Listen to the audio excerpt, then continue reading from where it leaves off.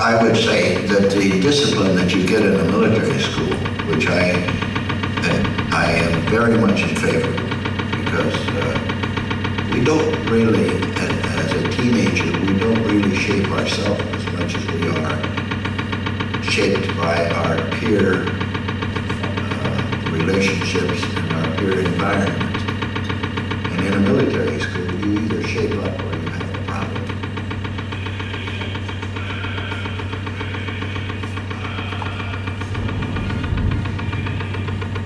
The 26th Cavalry Regiment, Philippine Scouts, had a famous polo team. It was one of the best military polo teams in the world.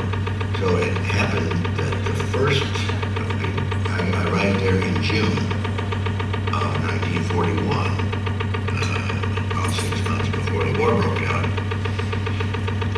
And we had gotten our ponies trained, and the first game of the year was that Sunday, December the 7th, 8th. When the war broke out, we had been playing, I didn't know we were at war until I woke up the next morning.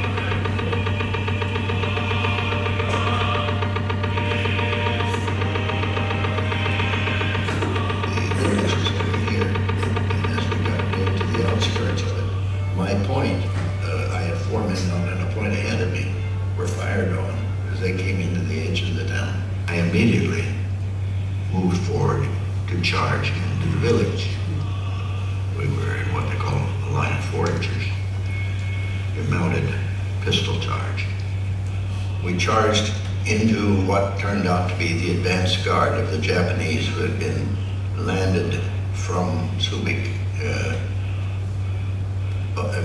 south or north of Morone. And fortunately for us, it was only the advance guard rather than the main body that we charged through. At the time this happened, they had begun to fire mortars into us.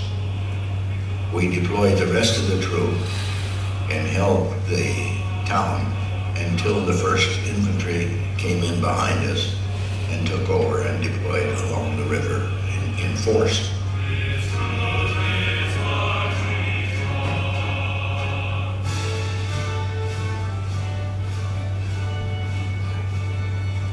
When the time came, we were not going to surrender. If we were going to die, we're going to die, because we also knew from the history of what happened in China how the Japanese treated the prisoners. And we just weren't going to take a chance on that. We just went on up to the mountain. Took us a few days to get up to the top and over the other side and down, and then cross over the main line of resistance. We slipped through the lines at daybreak the next morning and continued on in parallel what became the Death March, a kilometer or so away from the march. 24 hours a day, you don't know whether you were going to be alive or not. It was a terrible strain. Physically, I had gone down so far that everything was wrong with me. When MacArthur came back, I weighed 93 pounds. I had been rated as killed in action when the war broke out. And even in military academy, they had my photo up there, killed in action. The loyalty of the Filipinos to the Americans is unbelievable. I wouldn't be alive today if it weren't for that. They passed what is called the Rescission Acts of 1946, doing away with all the promises that had been made that they would be treated like American soldiers. And they were American soldiers. I think it was a very, very dastardly thing to do. I've been twice in Washington at my own expense to appear at hearings, in the congressional hearings on Veterans Affairs on behalf of the Filipino veterans.